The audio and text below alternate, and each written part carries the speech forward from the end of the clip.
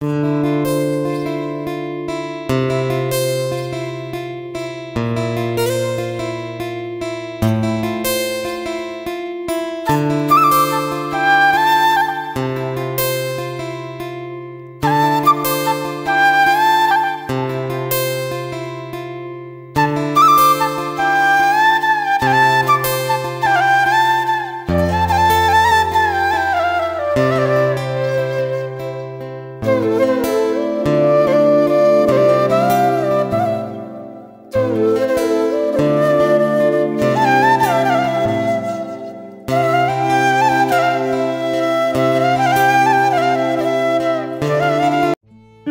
বন্ধুরা, কেমন আছো তোমরা সকলে?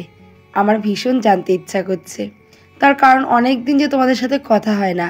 শরীরটা যে একটু খারাপ হয়েছিল, তো সেই কারণে ভিডিও করতে পারিনি আর তোমাদের সাথে কথাও বলতে পারিনি। আসলে ইউটিউব পরিবার আমাদের এমন একটা পরিবার হয়ে গেছে, যেখানে আমাদের ইউটিউব পরিবারের সদস্যগুলোই যেন সব থেকে বেশি আপন। কারণ তাদের কাছ থেকে অনেক ভালোবাসা পাওয়া যায়, অনেক আশীর্বাদ পাওয়া যায়। সত্যি বলতে আমাদের ইউটিউব ফ্যামিলিটা এমনই একটা ফ্যামিলি, একদিন কথা না বললে সারাটা দিন যেন ফাঁকা ফাঁকা মনে হয়। তো যাই হোক, শরীরটা এখন একটু ভালো আছে। তো দুদিনের বেশ কিছু ক্লিপস তোলা ছিল, তো সেইটা নিয়েই তোমাদের সামনে চলে আসলাম। আর সেদিন দেখেছিলে যে সার্ফ আর শ্যাম্পুর জলে আমি শাখাটা ভিজিয়ে রেখেছিলাম, তো সেটা আজকে পরিষ্কার করার পালা এবং দেখার পালা যে কতটা সোনার মতো চকচকে হয়। তো চলো, ব্লগটা শুরু করে দিয়েছি। দেশ এবং বিদেশ, কাছে এবং দূরে, যে যেখান থেকে আমার ভিডিওটা দেখছো না কেন, আশা করছি ভগবানের কৃপায় অনেক ভালো আছো, অনেক সুস্থ আছো। মোটামুটি আমিও এখন একটু ভালোই আছি। আর ভালো না থাকলে কি করে বলো, ব্লগ নিয়ে আসলাম। একটু ভালো আছি। তো যাই হোক, দেখো আমার শাখাটা কিন্তু সুন্দর করে পরিষ্কার করা হয়ে গেছে। আর সত্যি বলতে একটু পরিশ্রম করতে হয়নি শাখাটার পেছনে।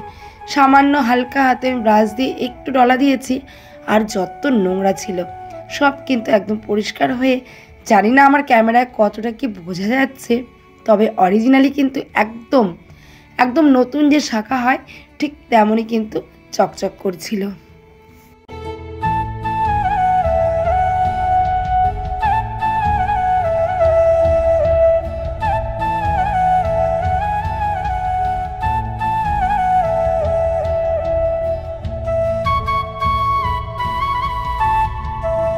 নদিয়া জেলার ছোট্ট একটি গ্রাম রানাঘাট, আর সেই রানাঘাটেরই ছোট্ট একটা গ্রাম থেকে আমি দীপিকা। আমার ব্লগটি তোমাদের যদি এত পর্যন্ত ভালো লেগে থাকে, এতটুকু উপকারে এসে থাকে, তাহলে প্লিজ একটা লাইক দিয়ে ভিডিওটি কন্টিনিউ করো। আর কোনো অংশ যদি ভিডিওর এতটুকু ভালো লেগে থাকে, তাহলে প্লিজ একটা কমেন্ট করে জানাতে ভুলো না কিন্তু। আর যদি খারাপও লেগে থাকে, তাহলেও কিন্তু একটা কমেন্ট করে আমাকে জানিয়ে দিও, যাতে আমি ভবিষ্যতে আমার ভুলগুলোকে একদম শুধরে নিতে পারি। আর যদি তোমাদের আমার ব্লগের কোনো একটু অংশ উপকার আসে, তাহলে কিন্তু সেটাও একদমই জানাতে ভুলো না। আর তোমরা আমার কাছ থেকে কেমন টাইপসের ভিডিও চাও, সেটাও কিন্তু কমেন্টস করে আমাকে জানাতে পারো। আর আমার আজকে শাখা পরিষ্কার করার টিপসটা যদি তোমাদের ভালো লেগে থাকে, তো অবশ্যই সেটি ফলো করো, তোমাদেরও কাজে আসবে। তো যাই হোক, দেখো সেদিনই আমি চলে এসেছিলাম আমাদের বাপের বাড়িতে। একটুখানি আজকে সত্যি ভীষণই ব্যস্ততা, কারণ পাশের বাড়িতে বিয়ে ছিল, আবার এদিকে ভাই আজকে চলে যাচ্ছে। তো তোমরা তো যারা জানো, তোমাদের যাদের বাড়িতে সৈনিক ছেলে আছে, ভাই আছে, বা পরিবার পরিজন আছে, তোমরা সবাই জানো যে এই চাকরিটা এমনই, মানে কিছুদিনের জন্য বাড়িতে আসা আবার চলে যাওয়া। তো মনটা ভীষণ খারাপ লাগে, আর খারাপ লাগলেও কিছু করার নেই, কাজে তো ফিরতেই হবে, তাকে কাজ তো করতেই হবে।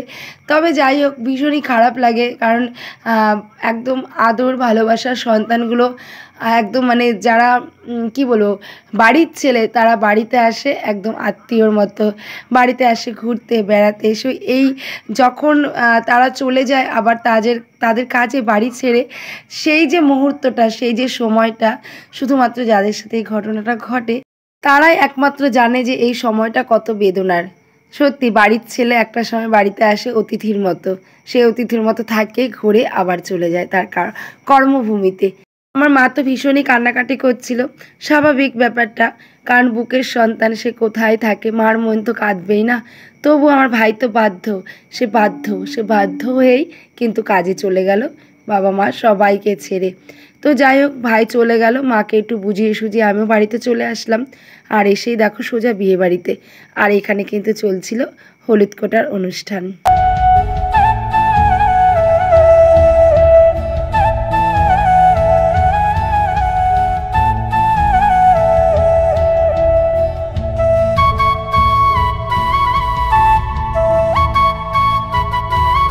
তোমরা যারা যারা এখন আমার ভিডিওটা দেখছো তারা হয়তো অনেকে বাঙালিদের বিয়ের অনুষ্ঠান দেখোনি। তো তোমাদের জন্য দেখো ছোট্ট ছোট্ট ক্লিপ, আমি পুরোটা যদিও তুলতে পারিনি, একটু একটু করে তুলে রেখেছি। আর আমাদের বাঙালিদের বিয়ের অনুষ্ঠান কিন্তু খুব আনন্দের হয়। বিয়েটা যদিও হয় 2-3 দিনের, কিন্তু তার প্রস্তুতি চলে কিন্তু প্রায় 3 থেকে 4 মাস ধরে। দেখো সামান্য একটু তুললাম তোমাদের জন্য হলুদ কোটার অনুষ্ঠান।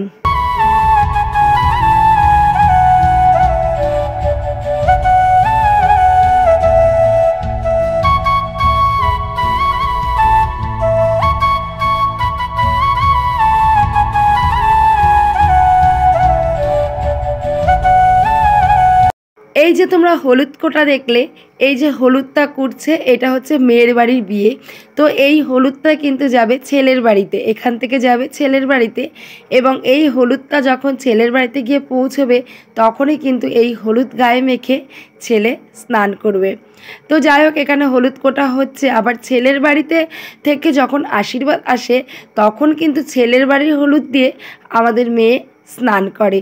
তো এখন আমরা সবাই চলে যাচ্ছি জল ভরতে, মানে মেয়ে স্নান করবে হলুদ মেখে গায়ে, তো সেই যে স্নানের জলটা ওটা কিন্তু আমরা চলে যাচ্ছি নদী থেকে আনতে। আর এই জল আনার জন্য কিন্তু আমাদের আগে থেকে গঙ্গায় গিয়ে নেমন্তন্ন করে আসতে হয়। মা গঙ্গাকে নেমন্তন্ন করে তারপরের দিন কিন্তু আমরা যাই মেয়ের জন্য, মানে মেয়ের স্নানের জন্য জল আনতে। আর এই জল ভরার অনুষ্ঠানটা কিন্তু আমরা পাড়ার সকলে আত্মীয় স্বজন সবাই মিলে এতে অংশগ্রহণ করি। বাদ্য বাজনা দিয়ে কিন্তু মেয়ের জন্য জল আনা হয়।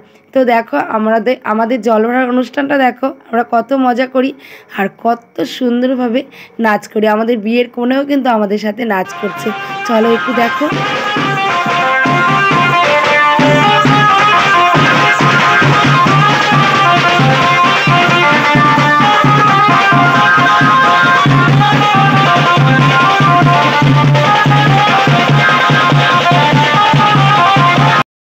আর এই ছিল আমাদের জল ভরার অনুষ্ঠান। তো জল ভরে দেখো বাড়ির সামনে চলে এসেছি। আর বিয়ের কোণে দেখেছো তো কেমন নাচ করছে। আর বিয়ের কোণের সঙ্গে সঙ্গে কিন্তু আমরা প্রত্যেকেই কিন্তু নাচ করছি এবং এই সুন্দর একটা আনন্দ মুখর মুহূর্ত। আসলে বলো তো কি, বিয়ে মানুষে অনেকে বিয়ে করে 5টা 6টা বিয়ে করে, তবে আসল বিয়ে কিন্তু একবারই হয়, যেটাতে কিন্তু এত আনন্দ করে বিয়ে করা যায়। এরপরে যদিও কেউ কারো পরিস্থিতির চাপে মানে যে করেই হোক কেউ যদি বিয়ে করে, এই আনন্দটা কিন্তু এই দিনটা কিন্তু আর ফিরে আসে না। তো যাই হোক দেখো আমাদের স্নানের জল আনা হয়ে গেছে এবং মেয়ে কিন্তু এই জল দিয়ে স্নানও করে নেবে। আর তারপর না কোনো ভিডিও করতে আমি পারিনি। আসলে আমার ফোনটা ধরার মতো কেউ নেই, তো আমি একা হাতেই ধরো বিয়ে বাড়িতে একটু সামলাচ্ছিলাম, আনন্দ করছিলাম, নাচানাচি করছিলাম, প্লাস হচ্ছে নিজেও ক্যামেরা করছিলাম।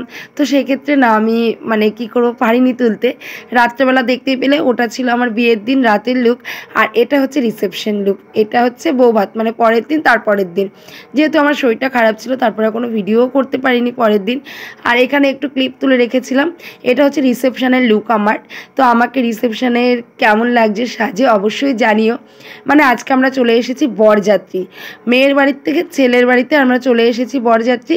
এখানে খাওয়া দাওয়া দেখো, ফুচকা স্টল, কফি, পকোড়া, সব কিছু স্টলে দেখো আমি ফুচকা খাচ্ছি। তো যাই হোক এই যে ছেলের বাড়িতে অনুষ্ঠান, এটাকে বলা হয় বৌভাত। তো আমাদের বাঙালিদের বিয়ের অনুষ্ঠানে অনেক কিছু অনুষ্ঠান আছে। সোহাগ জল ভরা, হলদি কোটা, গায়ে হলুদ, জল ভরা, বর্তি তলা, অনেক কিছু, বৌভাত। তো সব মিলিয়ে আমি যাই তুলতে পারিনি, তবে দেখো বৌভাতের দিনও কিন্তু আমরা ফাটিয়ে নাচ করেছিলাম। তো এই ছিল আমাদের টুকিটাকি আর কি বাঙালিদের বিয়ে রিসেপশন। কেমন লাগলো অবশ্যই কিন্তু কমেন্ট করো। আমি জানি মানে তোমাদের পুরোটা দেখাতে পারলাম না, তবে আমার এখন ভিডিও ভিডিওটা এডিট করতে বসে ভীষণ খারাপ লাগছিল। মনে হচ্ছিল আনন্দ না করে যদি তোমাদের জন্য ছোট্ট ছোট্ট ক্লিপ তুলে রাখতে পারতাম, তাহলে হয়তো তোমাদের সাথে একটু ভালোভাবে শেয়ার করতে পারতাম, আর হয়তো আমি অনেকটা স্যাটিসফাইও হতাম। তো যাই হোক, আনন্দ মজা সব কিছু করেও তোমাদের সাথে যতটুকু পেরেছি শেয়ার করে দিয়েছি। অবশ্যই বাঙালি বিয়ে রিসেপশন তোমাদের কেমন লাগলো কমেন্ট করে জানিও। আর একটা ছোট্ট গিফট তোমাদের সাথে শেয়ার করি। এটা হচ্ছে বোটের একটা হেডফোন, আমার ভীষণই শখের। তো আমার ভাই যেদিন আর কি চলে গেল চাকরিতে, তো সেদিন আমাকে এটা গিফট করেছিল। কেমন হয়েছে অবশ্যই কমেন্ট করে জানিও।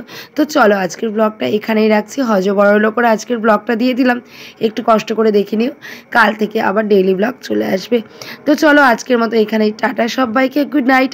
আর সবাই ভালো থেকো, সুস্থ থেকো, এভাবেই আমাকে ভালোবেসো, আর আমার ব্লগগুলো এভাবেই কন্টিনিউ করতে থাকো। তোমাদের আশীর্বাদ এবং ভালোবাসার অনেক অনেক প্রয়োজন আমার। তো বন্ধুরা, সবশেষে একটা কথা বলতে চাই, সেটা হলো, আচ্ছা চলো সেটাই পরের ব্লগে বলবো, এখন টাটা।